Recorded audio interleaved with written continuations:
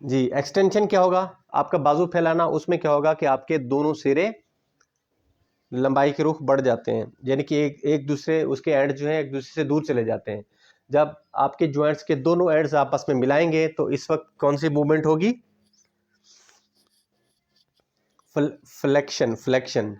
अच्छा, इनकी बेहतरीन जो ऑथेंटिक डेफिनेशन है वो लिख लें। फ्लेक्शन की डेफिनेशन है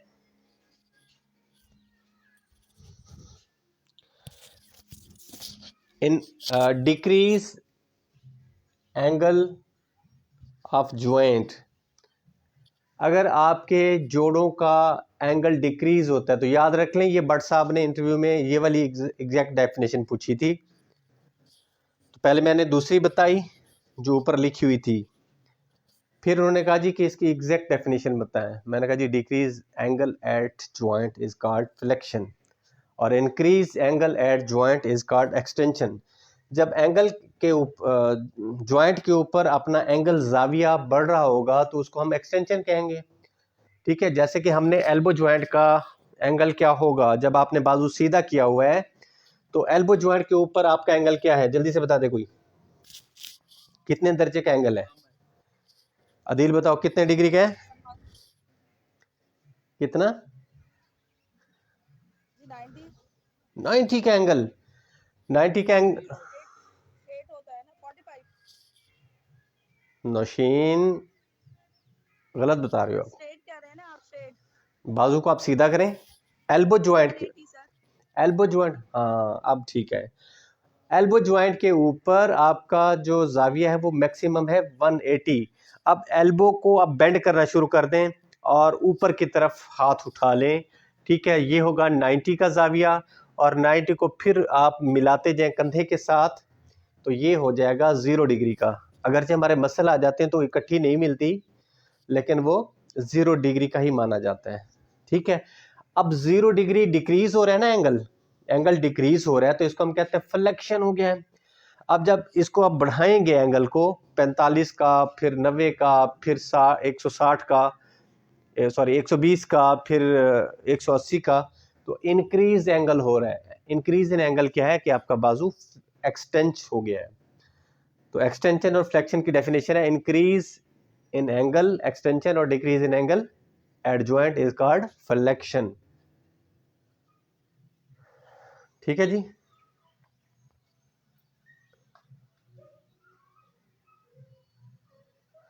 ओके, अच्छा बाकी लोग भी सुन रहे हैं, लिख रहे हैं या नहीं?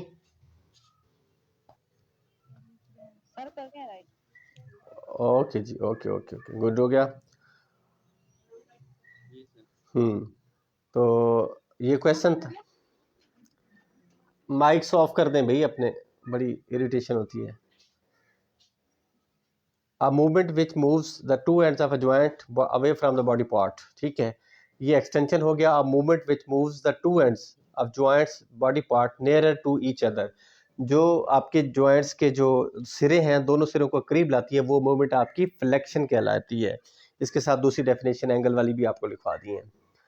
Movement which moves the two ends of the body parts nearer, ये हो गया। हाँ जी, स्ट्रेटन, हाँ जी ठीक है, straightening the arm is example of, बाजू को सीधा करना कौन सी एग्जांपल है? एक्सटेंशन। अब आ जाता है जी आइसोटोनिक। अब याद रखवा लें, आइसो का मतलब क्या होता है? सेम या कांस्टेंट। ठीक है, in isotonic the literal meaning of word tonic, tonic का मतलब क्या बताया आपको? Tonic, tonic tension. मैं टॉनिक की बात कर रहा हूँ, आप एक सवाल पीछे हो। टॉनिक का मतलब है टेंशन। अच्छा जी, 167 है। आइसोमेट्रिक में आइसो का मतलब सेम और मेट्रिक का मतलब लेंथ बताया आपको। आइसोकाइनेटिक में काइनेटिक का मतलब आपको स्पीड बताया। ठीक है, अच्छा अब ये वाली देखें 169, contraction the muscle lengthen while contracting. तो लंबाई अगर बढ़ रही है तो ये क्या होगा? इसेंट्रिक। अच्छा 170 अगर आप देखें तो contraction, tension is developed, tension is developed in the muscle working against the resistance but there is no change. जब नो चेंज हो रही है कि मसल, आपको क्या लिखा है डेफिनेशन? नाइदर जो हाँ, नाइदर शॉर्टन और ना लेंथ, ना तो उसकी लंबाई कम हो रही है ना बढ़ रही है, तो नो चेंज है, सेम है, लेंथ सेम है, तो उसका मतलब क्या होगा, आइसोमेट्रिक। जी, तो अगली है जी, contraction produces contraction but no movement, जब हरकत नहीं हो रही होती। और पुशिंग और पुलिंग आपको बताया कि पुशिंग अगेंस्ट द वॉल, दीवार के साथ पुश करना, खिड़की कार की वो खिड़की बाहर से खड़े होकर अंदर से लॉक है तो खोलना, यानी कि जब आप किसी चीज को पुश कर रहे हैं, किसी भी चीज को, या पुल कर रहे हैं और मूवमेंट नहीं हो रही, तो ये आइसोमेट्रिक की एग्जांपल है। अच्छा जी, अब ये बातें थोड़ी सी रटे वाली हैं, इनको याद रख लें कि आइसोमेट्रिक कंट्रैक्शन का दौरानिया 6 से 10 सेकंड, इससे ज़्यादा नहीं होना चाहिए। और 174 है, isokinetic contraction involves development of maximum tension in the muscle which shorten at constant speed. अब यहाँ पे आ गया कांस्टेंट स्पीड, तो कांस्टेंट स्पीड आपको क्या बताया, आइसोकाइनेटिक कांस्टेंट स्पीड, जो ये क्या मूवमेंट होगी, आइसोकाइनेटिक होगी ना, बोलते क्यों नहीं है, सेम स्पीड है जी। अच्छा, उसके बाद हाँ जी, 175 है, आइसोटोनिक यानी कि सेम टेंशन वाली, contraction cause joint to move through the range of motion against constant resistance. Resistance, load, वजन, टेंशन, ठीक है, तनाव एक ही बात है। तो जब आपका tension force same speed, sorry same वजन होगा, सेम फोर्स होगी, सेम रेजिस्टेंस मज़ामत होगी, सेम वेट होगा, तो वहाँ पे वर्ड हम इस्तेमाल करेंगे आइसोटोनिक का। ठीक हो गया। अच्छा जी, वो कहते हैं pushup, situp and lifting the weight are example of, जब आपकी बॉडी पुशअप कर रहे हैं तो जितना वजन आप नीचे लेके जा रहे हैं अपने जिस्म का, वही ऊपर उठा रहे हैं। इवन के पुल अप और चिन अप, वो भी क्या है, वो आइसोटोनिक की, आपका बॉडी वेट तो सेम हो रहा है ना, वो तो कम ज्यादा नहीं हो रहा, तो ये आइसोटोनिक की एग्जांपल है। अच्छा जी, चलें आपकी प्रैक्टिस करवाते हैं। पुशअप लगा रहे हैं, पुशअप में क्योंकि वहाँ पे सिचुएशनल क्वेश्चन आते हैं और वहाँ पे आप कहते हैं जी कि ये तो हमने पढ़ा नहीं था। अब आइसोटोनिक की डेफिनेशन कंसेंट्रिक की, सेंट्रिक की भी पढ़ी। अब पुशअप में जब आप नीचे की तरफ मूव करते हैं, ज़मीन की तरफ, तो वो कंसेंट्रिक होगा या इसेंट्रिक होगा?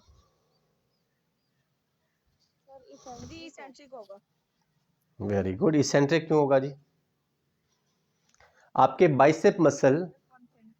बाइसेप मसल्स की लेंथ कम हो रही है। अगर यहाँ पे इसको मखसूस कर दिया जाए बाइसेप के साथ, तो बाइसेप मसल्स की लेंथ कम हो रही है, तो बाइसेप के लिए कॉन्सेंट्रिक होगा, और जो ट्राइसेप मसल है उसके लिए उसकी लंबाई बढ़ रही है, इसेंट्रिक होगा। और जब आप ऊपर की तरफ उठते हैं तब क्या होगा, बाइसेप के लिए उसकी लंबाई बढ़ेगी, उसके लिए इसेंट्रिक होगा, और ट्राइसेप सिकुड़ेंगे, उसके लिए क्या होगा, कंसेंट्रिक होगा। इसी तरह पुल अप और जी, पुल अप और चिन अप के लिए जब आप अपने आप को ऊपर की तरफ उठाते हैं तो फिर क्या होगा, वो सेम चीज़ है कि बाइसेप सिकुड़ेंगे, इनके लिए कंसेंट्रिक, और ट्राइसेप उनके लिए इसेंट्रिक होगा। ठीक है, जब आप नीचे बॉडी को लेके आते हैं तो ट्राइसेप सिकुड़ेंगे और बाइसेप लेंथन होंगे, तो बाइसेप के लिए इसेंट्रिक और ट्राइसेप के लिए कंसेंट्रिक होगा। ठीक है, तो वहाँ पे इस तरह से ये एक सिचुएशन दी जाती है कि ये ऐसे हो रहा है तो फलां मसल पे क्या हो रहा है।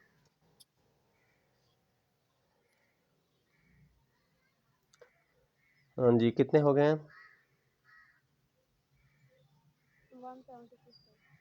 हाँ जी, पुशिंग और pulling against the immovable object, जो हरकत नहीं करते उनके खिलाफ पुश या पुल करना, जैसे दीवार के साथ है या किसी हैवी चीज़ को आप खींच रहे हैं, पुल कर रहे हैं, तो ये क्या होगा, आइसोमेट्रिक कंट्रैक्शन की एग्जांपल है। ठीक है जी। अच्छा जी, यहाँ तक इसको वाइंड अप करें, बस करें या चलें आगे?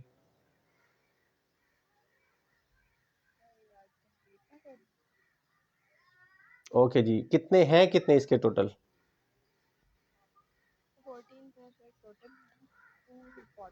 214 है, तो अभी कितने रहते हैं?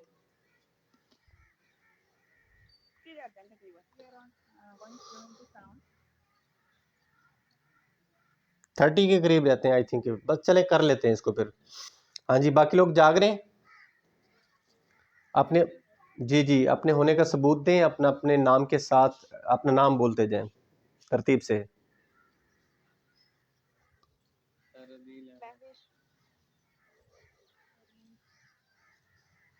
Good, next.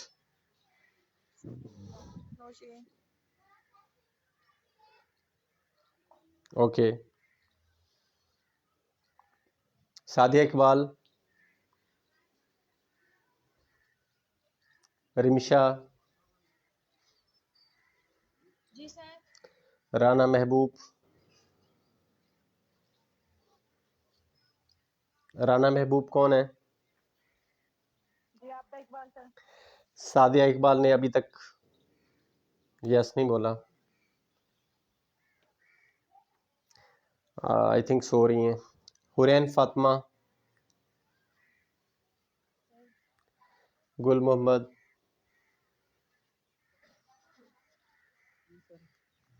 और Aqib Jat, I think Maria.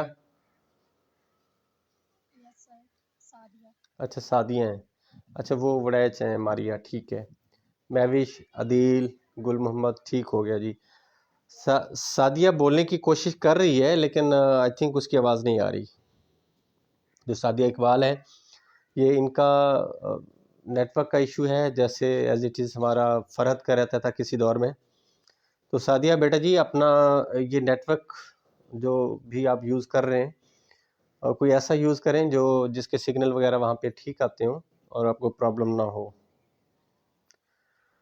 Okay जी, ये थोड़ा सा आपका माइंड चेंज करना था ताकि आपका जो एक स्ट्रेस होता है जी, हमने बहुत पढ़ लिया, वो थोड़ा सा रिलीज़ हो जाए। या इसको आप थोड़ी सी ब्रेक आप कह सकते हैं। वाटर बोतल अपने साथ रखा करें, वक्तन फ़वक्तन पानी पीते रहा करें, अपने आप को हाइड्रेट रखना है आपने, और कुछ खाने पीने की चीज़ें भी साथ रख लिया करें। अब सर्दियाँ आने वाली हैं, कुछ ड्राई फ्रूट्स हो गया, कुछ इस तरह की चीज़ें, ताकि थोड़ा सा आपको एनर्जी मिलती रहे। ख़ास तौर पे वाटर से नहीं, याद रख लें एनर्जी हमें 3 चीज़ों से मिलती है। जो हमारे डाइट, ये न्यूट्रिशन के कंपोनेंट्स हैं, न्यूट्रिएंट्स हैं हमारे 6 हैं, कार्बोहाइड्रेट, प्रोटीन और लिपिड। इन तीनों से तो हमें एनर्जी मिलती है। बाकी अगले हैं वाटर, वाइटामिन और मिनरल्स। इन तीनों से हमें एनर्जी नहीं मिलती, लेकिन इन तीनों से हमारी बॉडी के बहुत सारे मेटाबॉलिज्म, बहुत सारे फंक्शंस जो हैं वो हो रहे होते हैं, तो वो हमारे लिए बेस्ट है। पानी से एनर्जी नहीं मिलती। ओके जी, 177 हो गया है, 178 है। अब हमने जो ट्रेनिंग्स पढ़ी थी ना, और ये आपकी ज़िम्मे काम भी लगाया था कि इनके जो फाउंडर्स हैं ना, वो आपने लिखने हैं। ठीक है जी, बड़ी आसान सी ट्रेनिंग है, थोड़ी डिटेल के साथ इनकी डेफिनेशन हमने पढ़ी थी, तो याद रखें इनको कैसे याद करना है। सर्किट का आपको बताया था कि इसमें स्टेशन बना दिए जाते हैं। जी जी, स्टेशन बना दिए जाते हैं। ये स्ट्रेंथ और एंड्योरेंस दोनों की एक्टिविटीज़ करवाई जाती हैं इस ट्रेनिंग में, तो इसको हम पढ़ते हैं जी। Training method by which exercise of various kinds are performed in sequence, यानी कि बहुत सारी एक्सरसाइज जो हैं एक सीक्वेंस में बगैर रुके, एक स्टेशन पे आप जाते हैं, मुख्तलिफ एक्सरसाइजेज कोच आपको करवाते हैं, वहाँ से दूसरे स्टेशन पे जाते हैं तो वो और एक्सरसाइजेज करवाते हैं, तीसरे पे और, चौथे पे और। इसमें रेस्ट नहीं होता, कंटिन्यूसली होती हैं। तो जो काम हम कंटिन्यूसली करेंगे जिसमें रेस्ट नहीं होगा, तो उसका दौरानिया क्या होगा, शॉर्ट होगा या लॉन्ग होगा? जल्दी से बोले। डेफिनेटली, डेफिनेटली शॉर्ट होगा। जी जी, डेफिनेटली शॉर्ट होगा, क्योंकि उसमें हमें कोई रेस्ट नहीं मिल रहा। तो ठीक है, बगैर रुक के जो हम काम करेंगे तो उसका दौरानिया थोड़ा होगा।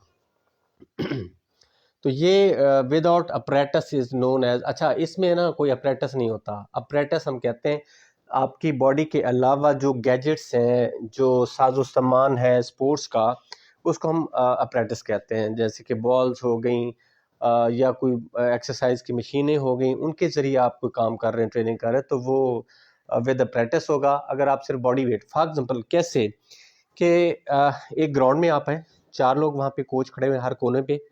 तो आप जनाब एक कोच के पास गए, उन्होंने कहा जी कि सबसे पहले आप ना 30 मीटर डैश लगाएं। 30 मीटर डैश का मतलब है कि 2 कोन्स पड़ी हैं, 2 निशान लगा देते हैं कि फ़ौरन स्प्रिंट लगाएं। इस कोन को हाथ लगा के 30 मीटर उधर, फिर उसको इधर, ये 10 रेपिटेशन करें। आपने 10 दफ़ा वो परफॉर्म किया, फिर आप फ़ौरन ही रुके नहीं, आपको कहा गया कि नेक्स्ट दूसरे स्टेशन पे चले जाएं। दूसरे स्टेशन पे जब गए तो उस कोच ने आपको कहा कि जी आपने ना 20 पुशअप्स लगाने हैं। तो आपने 20 पुशअप लगा दिए। उसके बाद फिर आप नेक्स्ट स्टेशन पे चले जाते हैं, तो उस बंदे ने आपको कहा कि आप ना ये 400 मीटर आपने एक रेस लगानी है फॉर एग्जांपल। तो आपने वो 400 मीटर रेस लगा ली, या 200 या 100 भी हो सकता है, कुछ भी हो सकता है अगेन। अच्छा, फिर आप नेक्स्ट उस पे गए तो उस बंदे ने, ये सारी स्ट्रेंथ की ट्रेनिंग्स थी। नेक्स्ट बंदे ने आपको कहा कि आप ना रोप की स्किपिंग करें, रस्सा कूदने को आप स्किपिंग कहते हैं ना आप लोग। तो वो स्किपिंग आपने करना शुरू कर दी 1 मिनट के लिए, 2 मिनट के लिए, ठीक है। तो वो एंड्योरेंस की एक्टिविटी हो जाती है। तो इसी तरह बगैर रुके आपने ये बहुत सारी एक्सरसाइजेज की, और इसमें कोई साजो सामान नहीं था। हाँ, रस्सा कशी में, सॉरी, वो जो स्किपिंग में वो गैजेट इस्तेमाल हो रहे हैं, लेकिन इसके अलावा भी कोई और एक्सरसाइजेज हो सकती हैं। साइकिलिंग हो सकती है, वो कहते हैं कि ये साइकिलिंग के आप 4 राउंड लगाएं। ठीक हो गया। तो ये ट्रेनिंग कहलाती है जी सर्किट ट्रेनिंग।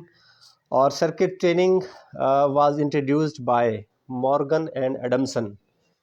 मैंने आपके ज़िम्मे लगाया था, लेकिन मैं बता रहा हूँ कि सर्किट ट्रेनिंग किसने दी थी, मॉर्गन और एडमसन ने। याद रख लें, इसको याद रखने का तरीका ये है कि सर्किट में एक से ज़्यादा लोग ट्रेनिंग करवाते हैं, या एक्सरसाइजेज मुख्तलिफ हो सकती हैं। तो यहाँ पे 2 लोगों ने ये ट्रेनिंग इंट्रोड्यूस करवाई थी। सर्किट में एक से ज़्यादा एक्सरसाइज होती हैं, और यहाँ पे इंट्रोड्यूस करवाने वाले भी 2 लोग हैं, मॉर्गन और एडमसन। तो इसको इस तरह से याद रखा जाता है कि जहाँ पे 2 साइंसदानों के नाम होंगे तो वो सर्किट ट्रेनिंग होगी। ओके जी, उसके बाद है training method which involves repeated efforts are at relatively faster pace. यानी कि रिपीट कर रहे हैं एक एक्सरसाइज की, उसके बाद फिर रिपीट की, फिर दोहराई, फिर दोहराई।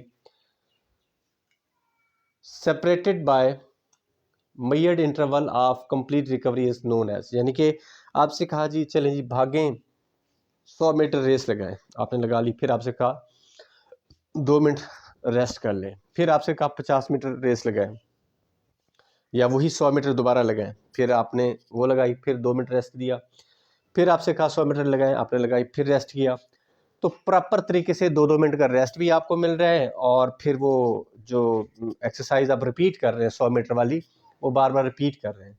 तो ये वाली ट्रेनिंग क्या होगी, ये इंटरवल ट्रेनिंग होगी। इंटरवल, जी बोलें, कौन बोल रहा है जी? हाँ जी, इंटरवल ट्रेनिंग इसको हम कहते हैं। और ये 2 साइंसदान थे, वो नाम एग्जैक्ट मुझे नहीं आ रहा, क्रिस्मस ग्रेसलर, जी ग्रेसलर, इस तरह से कोई नाम था। ये इन दोनों ने पहले इंट्रोड्यूस करवाई थी। इन्होंने कहा जी कि ये ट्रेनिंग होनी चाहिए, वो जनरल उन्होंने कहा था। लेकिन एक साइंसदान था बिकीला, BIKILA, बिकीला, उसने कहा कि जी इस ट्रेनिंग को ना स्पोर्ट्स में इंट्रोड्यूस करवाया जाए। तो स्पोर्ट्स में इंटरवल ट्रेनिंग को बिकीला लेकर आए थे। ठीक है, तो ये सवाल इस तरह से भी पूछे जा सकते हैं। अच्छा, क्रॉस ट्रेनिंग और सर्किट ट्रेनिंग में स्लाइटली डिफरेंस है, वो मैं आपको यहाँ पे बताता हूँ कि क्रॉस ट्रेनिंग और सर्किट ट्रेनिंग आप इकट्ठा लगा के आ जाएंगे, दोनों में कन्फ्यूजन होगी। ऑलमोस्ट सेम है, लेकिन थोड़ा सा फ़र्क है। 180 क्वेश्चन है। Training refer to training in different ways to improve the overall performance, याद रख लें। सर्किट ट्रेनिंग में आपने लिखना है फिटनेस के मुख्तलिफ कंपोनेंट को बेहतर करने के लिए जो ट्रेनिंग की जाएगी, जो एक्सरसाइज, जो फिज़िकल एक्टिविटीज़ की जाएंगी, वो कहलाती है सर्किट ट्रेनिंग। जैसे कि स्ट्रेंथ, ये क्या है, फिटनेस का एक कंपोनेंट है। एंड्योरेंस फिटनेस का दूसरा कंपोनेंट है। तो फिटनेस के मुख्तलिफ कंपोनेंट्स को बेहतर करने के लिए ट्रेनिंग की जाती है, सर्किट ट्रेनिंग। ठीक हो गया। और क्रॉस ट्रेनिंग क्या है कि फिटनेस, ओवरऑल फिटनेस को बेहतर करने के लिए, यानी कि इसमें strength, endurance, flexibility, body composition, speed, stamina, reaction time, coordination, यानी कि ओवरऑल फिटनेस बेहतर करना चाहते हैं, उसके लिए जो ट्रेनिंग करवाई जाती है आपको, वो होती है क्रॉस ट्रेनिंग। कुछ समझ आई? जी सर। सर इसमें बेहतर करते हैं क्लास में। जी, क्रॉस में।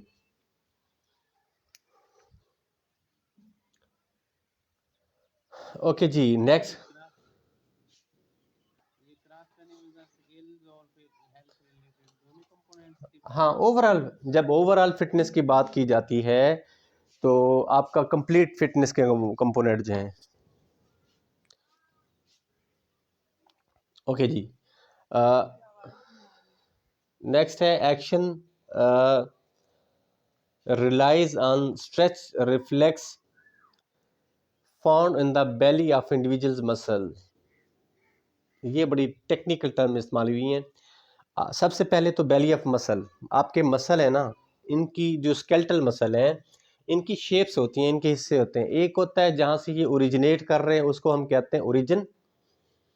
फॉर एग्जाम्पल बाइसेप पे आप एग्जांपल दें, जो बाइसेप मसल आपके शोल्डर ज्वाइंट से निकल रहा है, ये इसका ओरिजिन पॉइंट है। दरमियान में जो थोड़ा सा इसका उभरा हुआ जो डोले आपके नज़र आते हैं, उसको हम कहते हैं फ्लैशी बेली। और देन जो इसकी टेंडन रेडियस और अल्ना के साथ जाके जुड़ रही है, ठीक है, इसको हम कहते हैं टेंडन। ओरिजिन, फ्लैशी बेली, टेंडन। तो ऑलमोस्ट मसल्स के ये 3 हिस्से होते हैं। ठीक है। अब यहाँ पे वो कह रहे हैं कि जी आपके जो मसल्स की बेली है, बेली अपने पेट को नहीं हमने समझना, मसल का जो पेट होता है, जो बेली होती है फुला हुआ हिस्सा, वहाँ पे रिफ्लेक्स और स्ट्रेचिंग का रिफ्लेक्स होता है। स्ट्रेचिंग का रिफ्लेक्स ऐसे है कि जैसे आप किसी चीज़ को खींचें और फिर वो वापस सिकुड़ जाए। जैसे कि रबर है, रबर को आप खींचेंगे, स्ट्रेच करेंगे तो वापस उसका रिफ्लेक्स आएगा, वापस वो दोबारा अपनी पोजीशन पे आ जाएगा या उससे भी शॉर्ट हो जाएगा। समझ आ गई बात? सेम स्प्रिंग है, स्प्रिंग को आप खींचेंगे तो वापस अपनी हालत पे जाएगा और वहाँ पे रुकेगा नहीं, बल्कि वो और सिकुड़ जाएगा। सिकुड़ने के बाद फिर अपनी वापस पोजीशन पे आएगा, फिर फैलेगा, फिर वापस जाएगा। तो ये रेपिटेशन चलती रहती है रबर में भी, स्प्रिंग में भी। और सेम यही चीज़ देखने को मिलती है कि ऐसी कौन सी कंट्रैक्शन आप करें जिसमें आपके मसल जो हैं उनकी लेंथ में इजाफा भी हो और वो लेंथ उनकी कम भी हो, रिफ्लेक्स बड़ी तेज़ी के साथ खिंचो हो। तो इसको हम कहते हैं जी कि प्लायोमेट्रिक ट्रेनिंग कहते हैं इसको। ठीक है, एक मिनट। प्लायोमेट्रिक जंप ट्रेनिंग भी इसको कहते हैं। जी जी, प्लायोमेट्रिक ट्रेनिंग को जंप ट्रेनिंग भी कहते हैं कि जितने आप जंप करेंगे ना, याद रख लें जंप आपने करना होता है ना ऊपर की जानिब। अभी खड़े होकर हर बंदा परफॉर्म कर सकता है अपनी जगह पे, तो आपने ऊपर दीवार के साथ हाथ लगाना है। तो आप क्या करेंगे, सबसे पहले नीचे बेंड होंगे ना। जब आप बेंड हो रहे हैं तो उस वक्त क्या हो रहा है कि मसल्स का साइज क्या हो रहा है, वो कम हो रहा है, शॉर्ट हो रहा है। शॉर्ट करने के बाद आप तेजी से उसका रिफ्लेक्स करते हैं और आप ऊपर की जानिब बढ़ते हैं, स्प्रिंग की तरह उछलते हैं। ऐसा है कि नहीं है? हाँ जी। तो ये जानवरों को भी गौर करें, जब वो भाग रहे होते हैं, बिल्ली, चूहा, शेर, ये कुछ भी, जब वो जंप कर रहे होते हैं तो सबसे पहले मसल्स को